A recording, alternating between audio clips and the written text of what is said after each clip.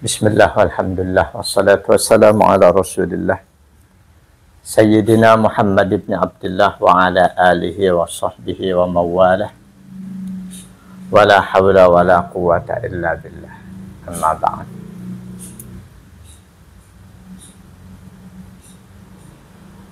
Saudaraku yang berbahagia, dimanapun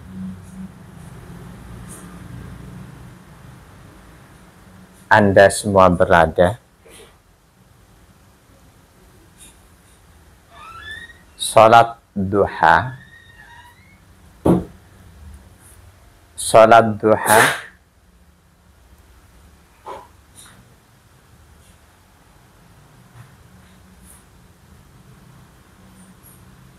saya berharap seluruh muslim tahu, kenal dengan yang namanya sholat duha.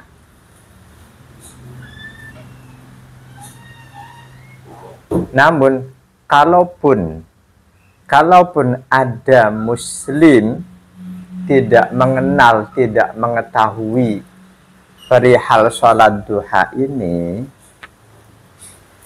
ya nggak boleh kita katakan keterlaluan, nggak boleh. Dan memang seorang muslim tidak mengetahui kesunahan-kesunahan di dalam Islam itu tidak dosa. Yang dosa apabila seorang muslimah tidak tahu kewajiban-kewajibannya sebagai muslim, tidak tahu keharaman-keharaman yang harus dia hindari, yang harus dia jauhi sebagai muslim. Nah, ini kalau ada muslim tidak tahu dua hal ini, tidak tahu kewajiban-kewajibannya, tidak tahu keharaman-keharamannya, dia berdosa. Dalam istilah fikih, dua hal ini maklumum minad dini bid-darurah wujubuhu atau tahrimuhu. Satu kewajiban, satu keharaman yang mutlak harus diketahui oleh siapapun muslim.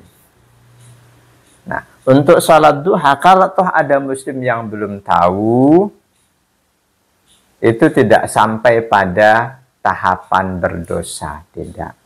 Tapi ya ada baiknya seorang muslimah mengetahui kesunahan-kesunahan yang ada di dalam agamanya. Sholat duha adalah salah satu sholat yang statusnya sunnah muakkadah. Sangat dianjurkan. Sebagian ulama menyebut sholat duha dengan nama lain sholatul isyraq. Jadi sholat isyraq itu ada yang menyebutnya sebagai nama lain dari sholat duha. Ada juga yang menyebut sholat duha dengan sholat al-awwabin.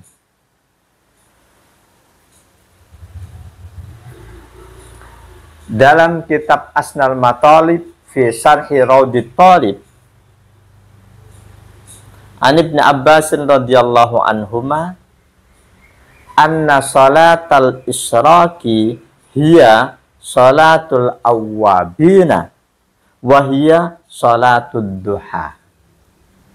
Bahwa sholat isyraq itu adalah sholat awwabin, dan dia itu adalah sholat duha.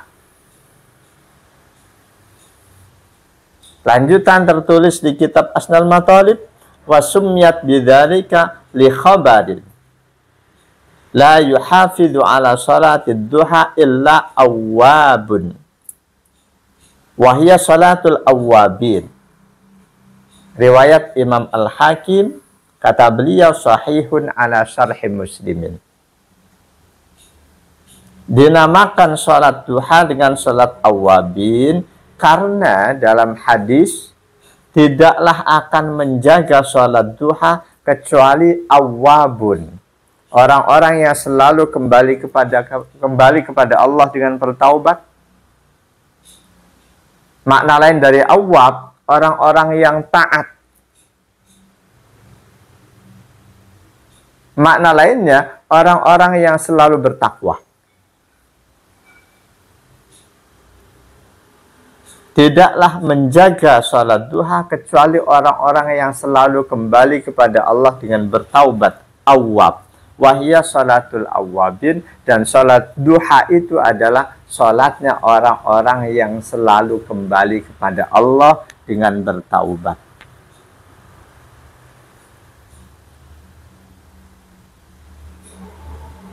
Kesunahan sholat duha ini ada di hadis yang lain.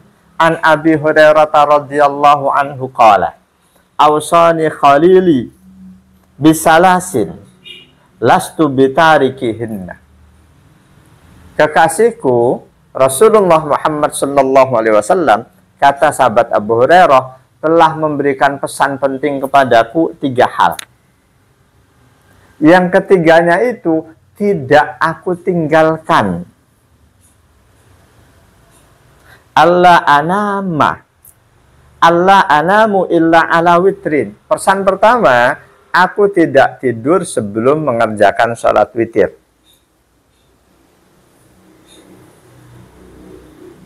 Tidak tidur sebelum mengerjakan sholat witir. Yang kedua, wa alla ada'u rak'atayid duha. Aku tidak meninggalkan 2 rakaat sholat duha. Ini rakaat minimalis, sholat duha 2 rakaat. Fa'innaha sholatul awwabin. Sesungguhnya sholat duha itu adalah sholatnya kaum awwabin, kaum yang selalu kembali kepada Allah dengan bertaubat. Pesan yang ketiga, wasyamu salasati ayyamin min kulli syahrin. Puasa 3 hari setiap bulan. Riwayat Ibnu Khuzaimah. Ada banyak hadis-hadis lain berkaitan dengan sholat duha.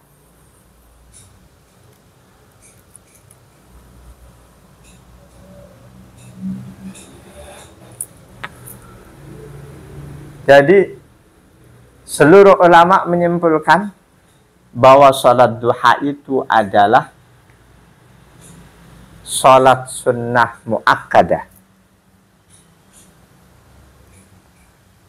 Dalam kitab Al-Majmu' Syarhul Muhaddabi yang ditulis oleh Al-Imam Muhyiddin Abu Zakaria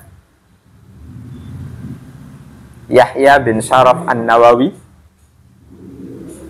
beliau menulis amma hukmul mas'alati faqala ashabuna sholatud duha sunnatun muakkadatun wa aqalluha rak'atani wa aksaruha samanu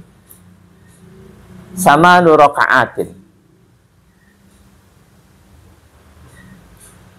Sahabat-sahabatku para ulama telah menegaskan bahwa sholat duha itu sunnah muakkadah, minimal 2 rakaat, maksimal 8 rakaat. Ini pandangan mayoritas ulama, sholat duha maksimal 8 rakaat. Tapi ada pandangan lain. Dinukil di kitab yang sama oleh Imam Nawawi. Wa qala ar-Rayyaniyu war-Rafi'iyyu wa ghairuhuma aksaruha isnatai asyrata raka'atan. Imam Ar-Rayyani, Imam Ar-Rafi'i dan yang lainnya berpandangan bahwa maksimal sholat duha itu 12 rakaat. Jadi ada mayoritas ulama menyatakan sholat duha maksimal 8 rakaat. Tapi Imam Ar-Rayyani, Imam Ar-Rafi'i dan yang lainnya berpandangan maksimal sholat duha 12 rakaat. Dan ternyata mereka yang mengerjakan sholat duha 2 rakaat, 4 rakaat, 6 rakaat dan selanjutnya itu ada fadilah, ada keistimewaan masing-masing, berbeda rakaatnya. Berbeda antara yang mengerjakan 2, 4, 6, 8, 10, 12 itu berbeda keutamaannya, berbeda fadilahnya.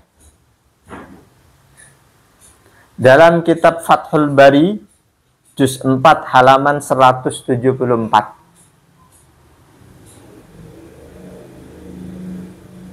Imam Ibnu Hajar menulis wa inda Tabarani, dalam hadis riwayat Imam At-Tabarani min hadis Abi Darda marfu'an, dari hadisnya sahabat Abu Darda radhiyallahu an.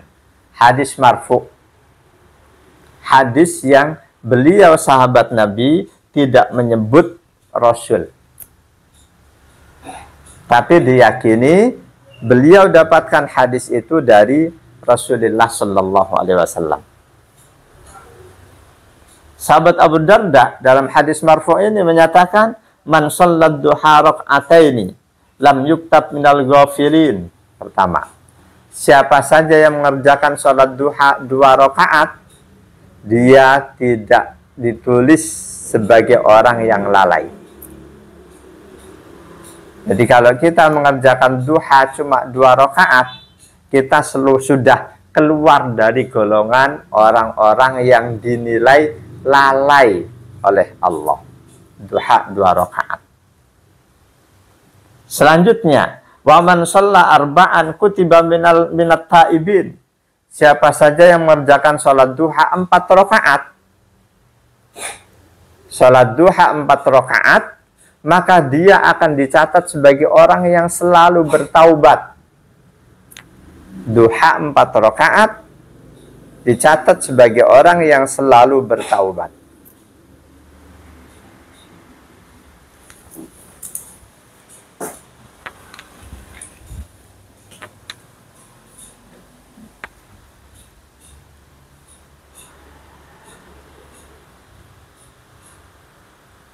Empat rakaat. Berikutnya, wa man shalla sittan kufiya dzalikal yaum. Barang siapa mengerjakan sholat duha 6 rakaat, kufiya dzalikal yauma, maka dicukupkan untuknya semua yang dibutuhkan di hari itu. Dicukupkan dia dzalikal yaumi, di hari itu, atau dzalikal yauma. 6 rakaat sholat duha, insya Allah apapun yang dia butuhkan akan dicukupkan oleh Allah di sepanjang hari itu. Boleh jadi kita butuh rasa aman, selamat, kita mau bepergian, Allah akan berikan. Kita membutuhkan rezeki, Allah akan cukupi, dan lain sebagainya. Sholat duha 6 rakaat. Wa man shalla samanian kutiba minal abidin. Dan barang siapa mengerjakan sholat duha 8 rakaat, sholat duha 8 rakaat, dia akan dimasukkan ke dalam golongan hamba-hamba yang sedang beribadah. Abidin, hamba yang sedang beribadah terus-menerus. Pagi sholat duha 8 rakaat, maka sepanjang hari itu kita masuk kelompok al-abidin, hamba-hamba Allah yang sedang beribadah. Lalu yang kelima, wa man shalla sintai asyarata. Barang siapa mengerjakan sholat duha, tadi 8 ini langsung 12. Hadisnya langsung 12. 10-nya enggak disebut. Barang siapa mengerjakan sholat duha 12 rakaat, banallahu lahu baitan fil jannah, Allah bangunkan untuknya gedung di surga. 12 rakaat, Allah bangunkan untuknya gedung di surga. Inilah fadilah, keutamaan rakaat sholat duha 2, 4, 6 dan selanjutnya berbeda satu dengan yang lain. Memang hadis ini riwayat At-Tabrani, cuma memang kata Imam Ibnu Hajar wa fi isnadihi dha'fun. Di dalam sanad hadis ini ada mengandung kelemahan, mengandung kedhaifan. Tapi ingat, hadis dhaif bukan mutlak untuk dibuang. Karena hadis dhaif itu boleh dijadikan dalil untuk fadhailul a'mal dengan catatan dhaifnya tidak dhaifun jiddan, tidak banget-banget dhaif, tidak banget-banget lemah. Semoga ada manfaatnya. Lebih penting dari itu, semoga Allah selalu anugerahkan taufiknya kepada kita, sehingga kita dapat melaksanakan semua sunnah-sunnah di dalam agama kita, setelah sebelumnya kita laksanakan semua kewajiban-kewajiban kita. Subhanakallahumma wa bihamdika, asyhadu an la ilaha illa anta astaghfiruka wa atubu ilaik.